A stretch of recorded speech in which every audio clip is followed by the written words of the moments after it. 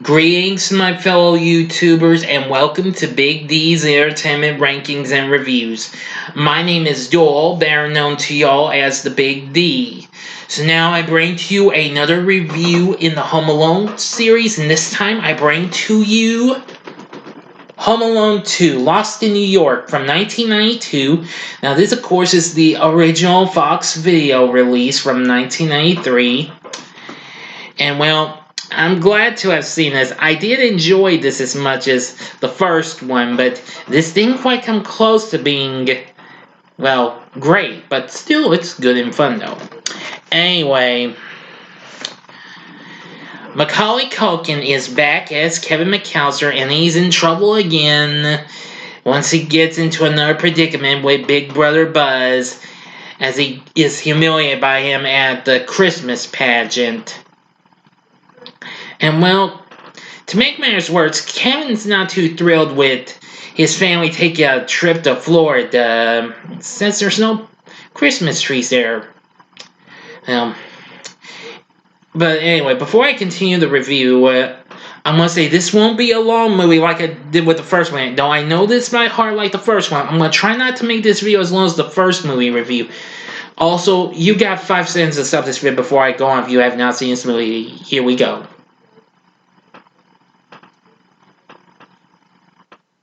Okay, now then.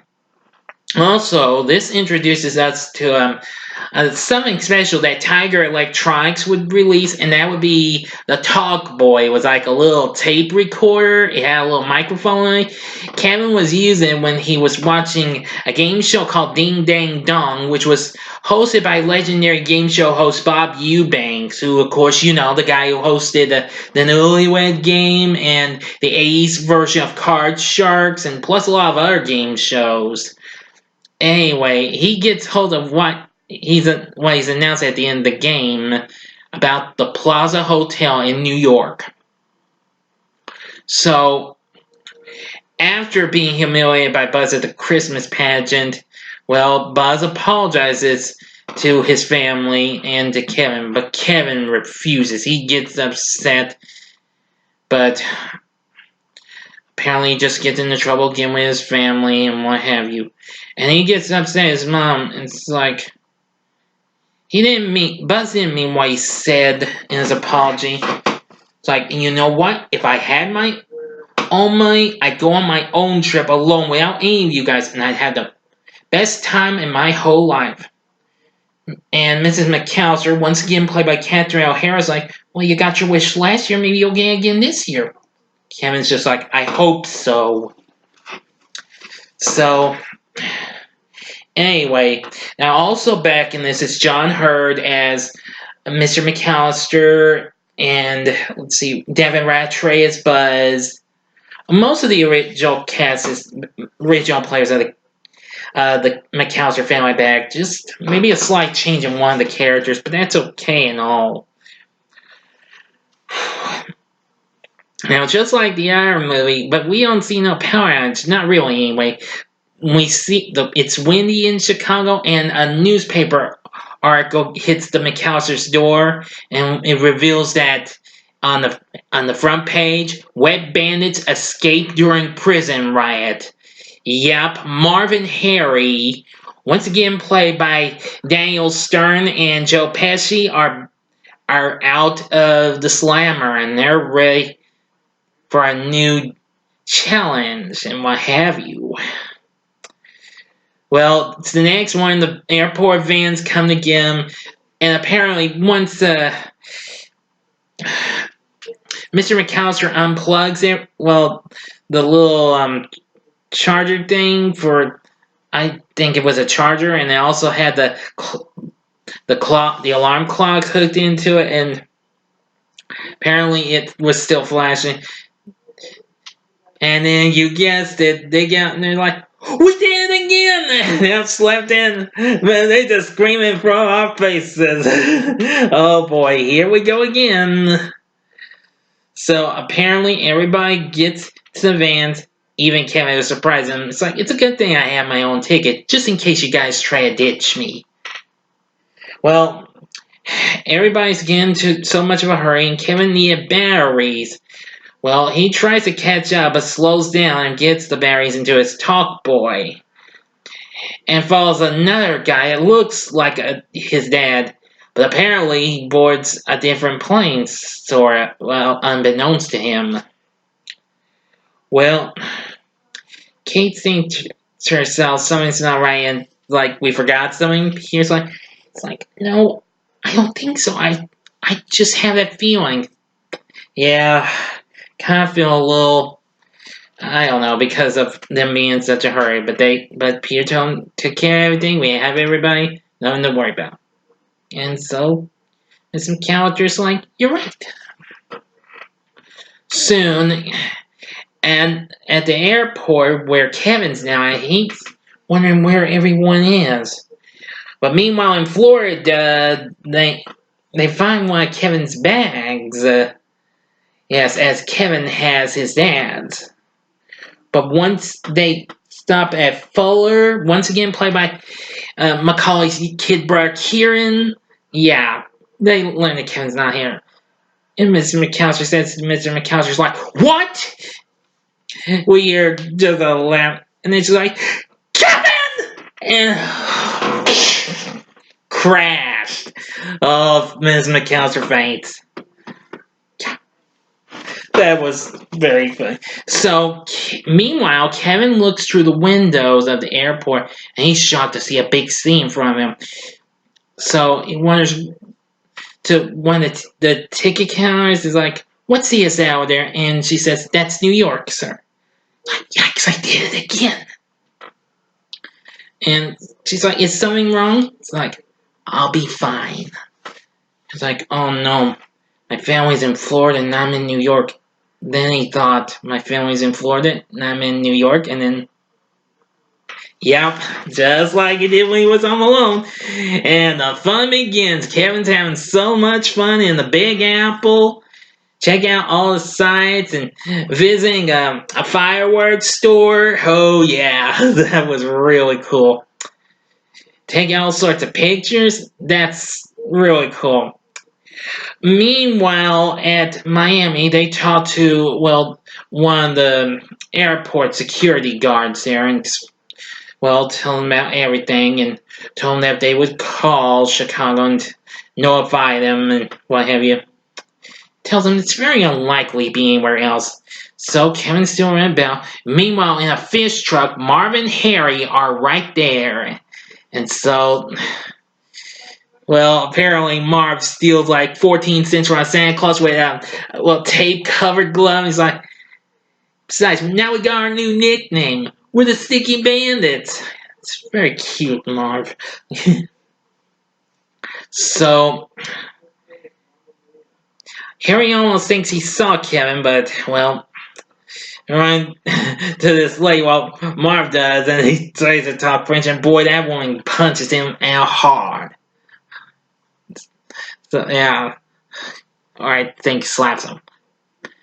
So, Kevin soon sees the plaza not too far away, but soon sees something he thinks was sick. This woman, looks like a hobo, like a bum, had like all the pigeons on her. That's played by Brenda Fricker, who after this she starred in the Disney movie Angels in the Outfield.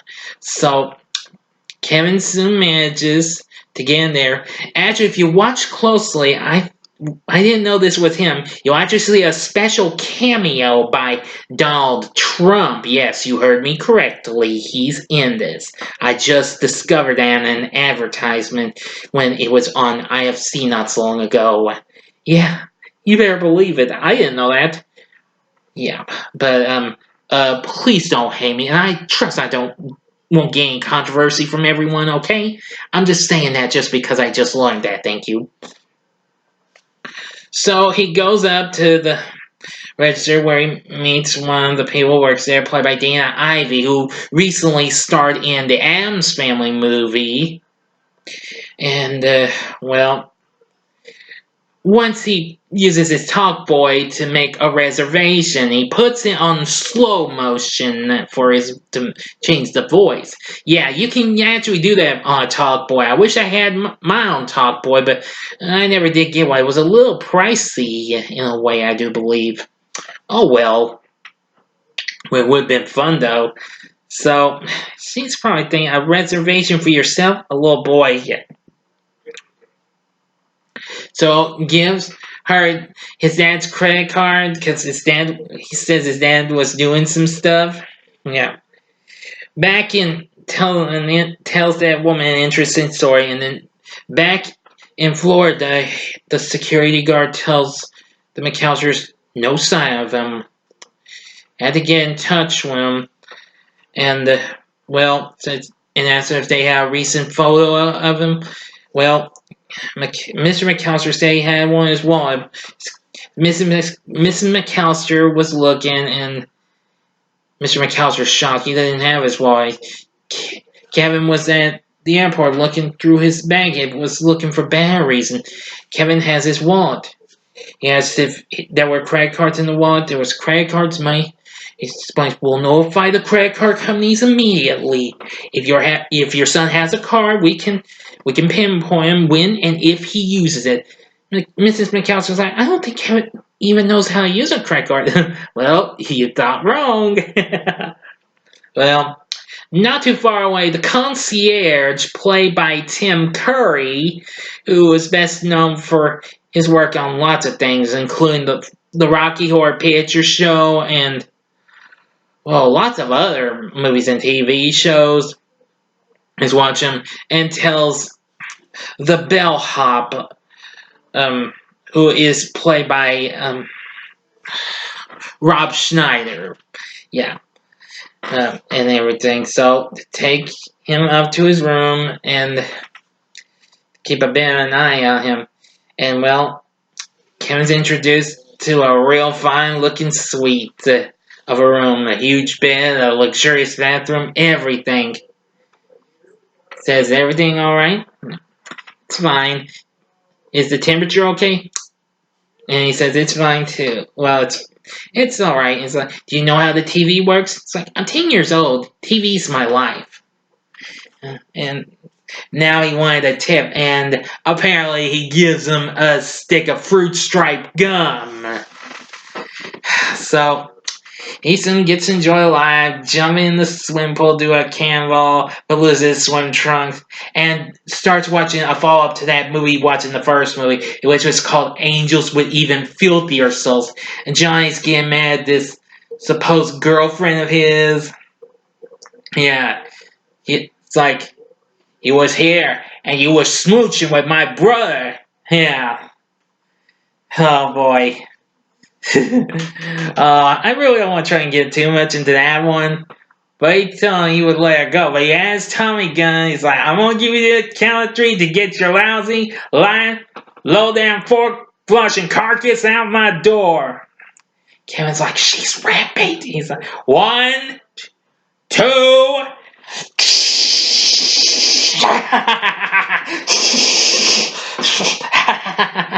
Kevin covers his eyes when he sees that Johnny's showing. 3. Merry Christmas, you filthy animal. And a Happy New Year.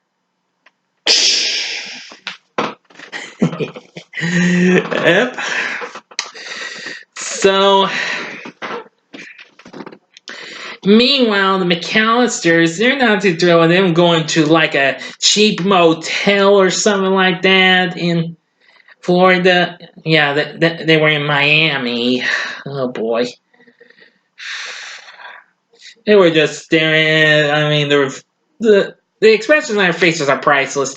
And Uncle Frank's just like, this didn't look bad on our honeymoon. Oh boy. So Kevin gets to have some fun, managing to try and fend off the concierge when he comes to check on him. So he uses an inflatable pull toy, a Bozo the Clown, to get him on pretending his dad. Yeah, and recording of Uncle Frank singing in the shower. Yeah, when he was told not to go looking and what have you. Oh boy, that was so funny. So Kevin and Ms. McAllister just saying goodnight to each other, whatever they were. Well, then the next one, Kevin's all ready for another big day, and the concierge just telling him that there's a big surprise from a limo and a cheese pizza, and well, off he goes. Asks the limo driver if there was any good toy stores, and so he arrives at one, which we'll get to in just a moment. Meanwhile, Marv and Harry are up to it again. Marv's just asking, and Harry's reading a newspaper article. It tells them that they can't rob from houses anymore. They needed something really big. And what he had in mind was a toy store. And that was the place where Kevin was going, Duncan's Toy Chest.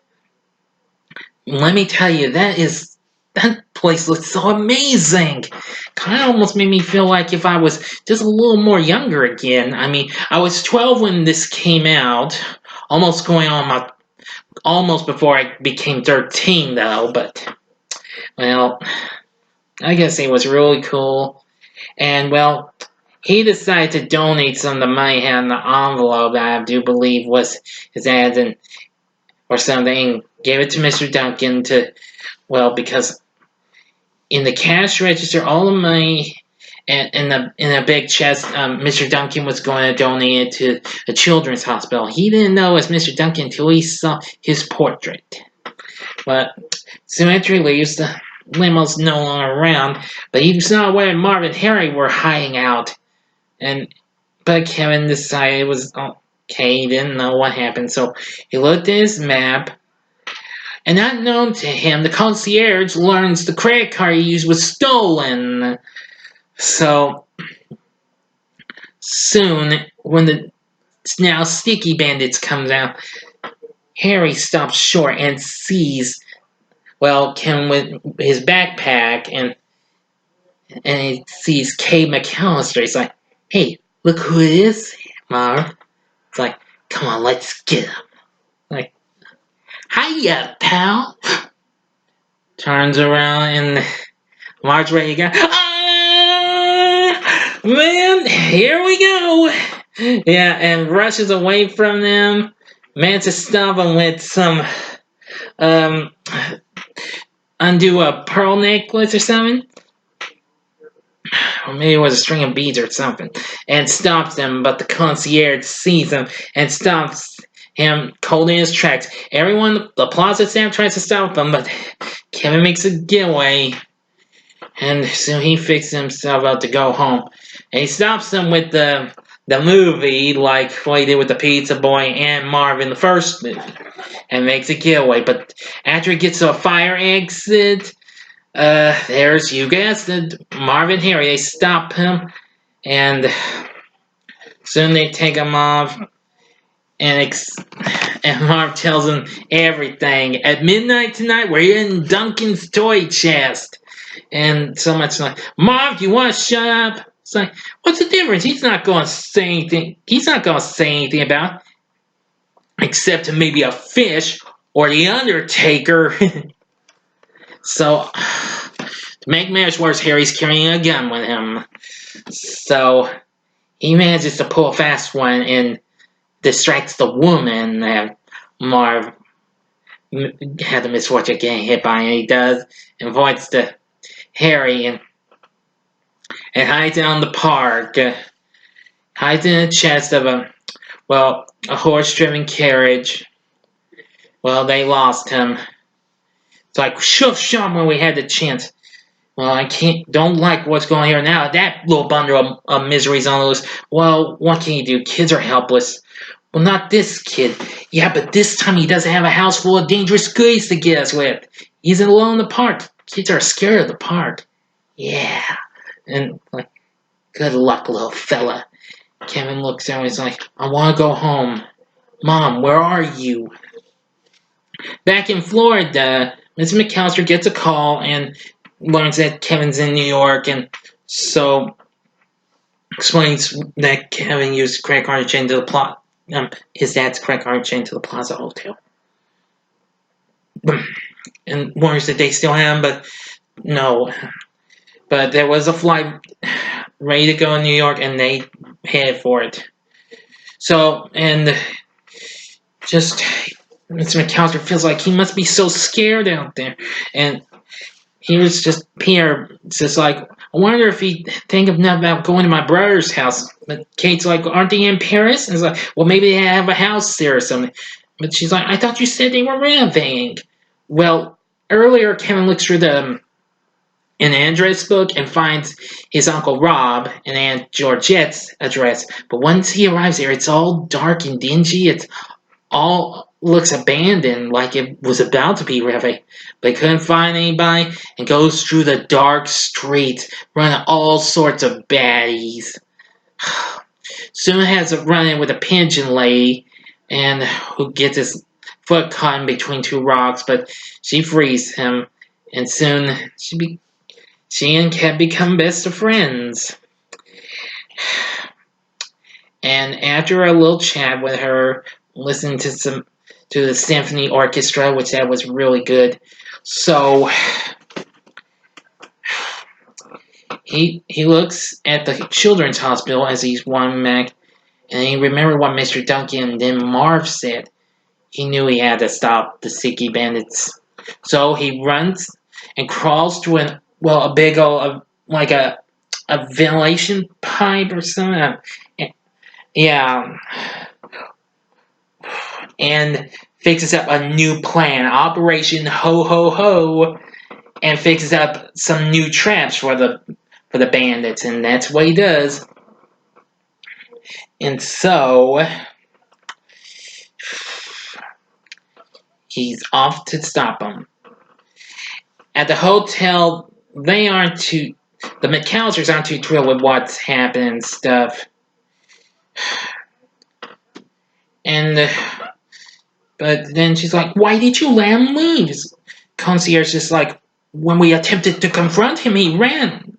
Pierre's just like, you scared him away. Kate's just like, it's Christmas Eve, and because of you, our child is lost in one of the biggest cities of the world. Yeah. So as the bellboy takes the rest of the family up, Pierre says he's going to the police department and wants Kate to stay with the others. Says, I'm going to look for him. And Concierge is like, with all due respect, ma'am, your son is lost in one of the biggest cities in the world. Pierre's just like, could you stay out of this, please? As you wish. Thank you. I don't think it's a good idea for you to get lost in this big thing. It's like, I think if our son can do it, I can do it. But Kate, the way I feel, no mugger or murderer would dare mess with me. It's like, man, there are hundreds of parasites out. And keeps on, and Kate just smacks him in the face. He's like, do bundle up, it's awfully cold outside. So Kevin reaches Duncan's toy chest.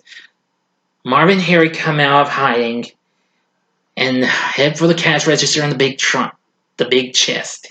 It's like, hey Marv, crowbars up. Harry raids the cash register. Merry Christmas, Harry. And starts singing. Marv's shocked when he opens the big chest. He's like, Happy Hanukkah, Marv. They're really excited. But then they hear Kevin at the window. He snaps a picture of them. Marv's just like, how did my hair look? Took another one. And they had a big rock with a note attached to it from Mr. Duncan. He knew that it was wrong, but this was to know that there was a robbery, and the alarm goes off, and he rushes over to stop him.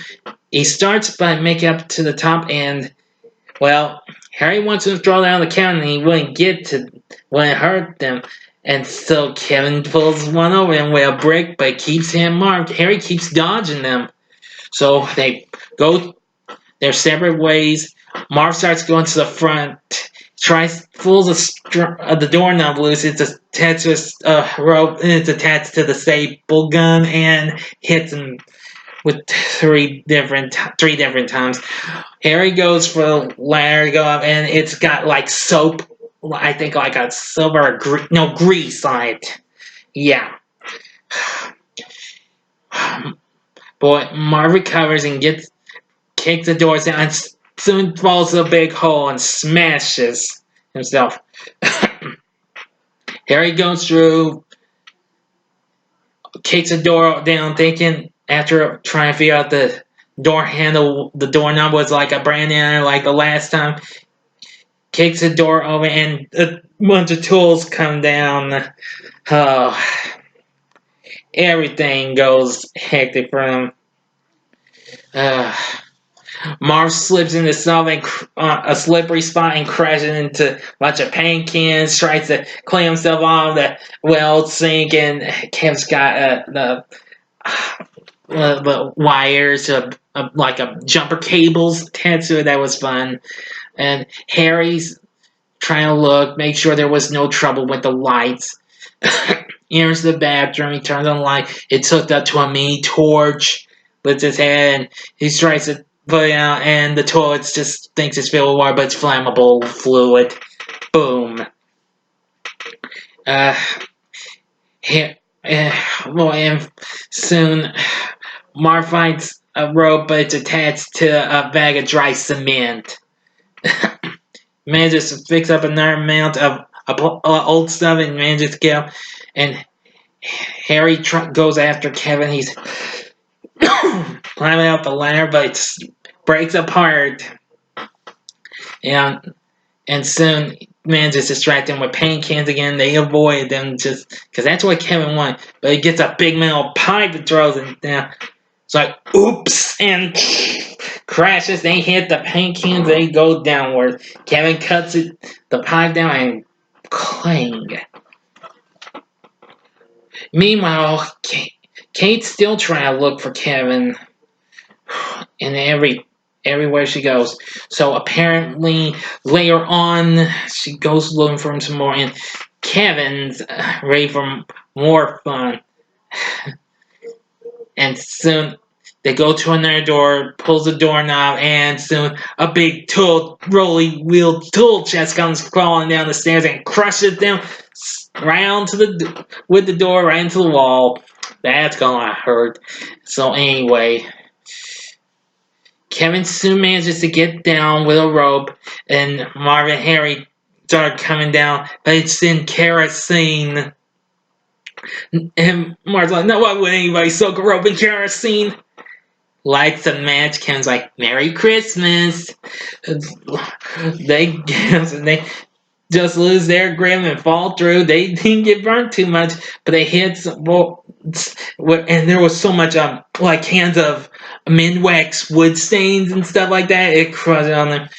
Kevin rushes for a payphone and calls the police and manages to try and escape from them, but he doesn't see a slick icy patch, loses his balance. Marv and Harry capture him and take him to the park. Yeah, signs of pictures and what have you. Marv's just like, you may have won the battle, little dude, but you've lost the war. I mean, I'll read assume because the gun was covered in the wood stains. Yeah. Marv's scared a bit, though, looking at the pigeons. The pigeon lady catches him before Harry does anything and throws her birds down, and the pigeons come after them. Oh, that was great.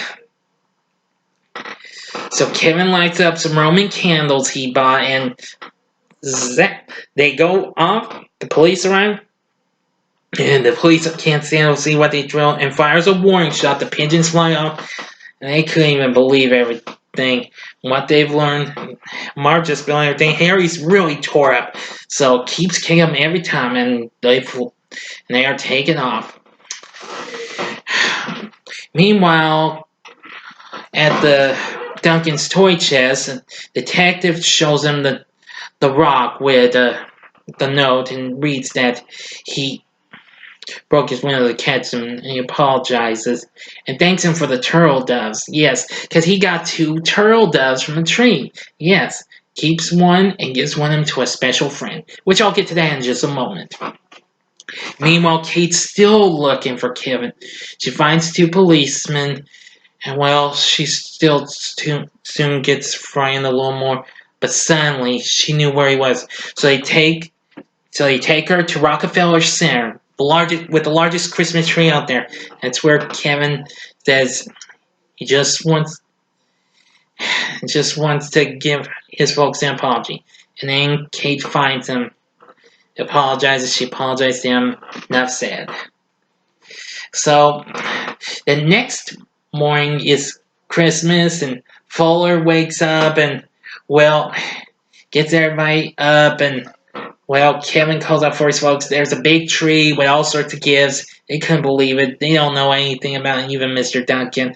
Buzz says, if Kevin had screwed in the first place, again, we wouldn't be in this fine hotel with a truckload of all this free stuff. I think it would only be fair to let Kevin take the first present. He'll go, and then so on. And then he's really happy, and Kevin is too. So he's like, all right, let's dig in. Before making an almost rude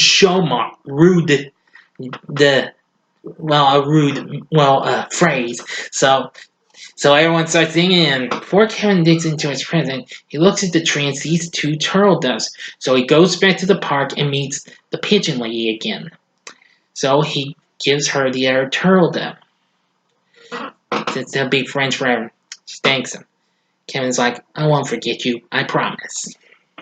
Hug each other, and meanwhile back at the plaza, the bellboy knocks on the door. Buzz answers it, and he's got Mr. McAllister's room service bill, Kevin's bill. Yeah, Merry Christmas, and needs a tip. Yeah, gives him chewed up gum. Like, nice family, Billy. Buzz unfolds it, and it's like, gives a slight grin. He's like, Merry Christmas indeed. Oh, Dad! Boy, you should have heard Miss McAllister. It's like, Kevin! You spent $967 on room service! And Kevin goes and runs off just like the last time, and that's the end. Now, the question is, would I recommend this? Yes, most definitely. Now, I'm sure this will be coming, or probably not yet on Disney Plus, but if it does, you should see it. But I'm sure a lot of y'all have already seen this. But anyway, I love the performances we got from the whole cast and the supporting cast.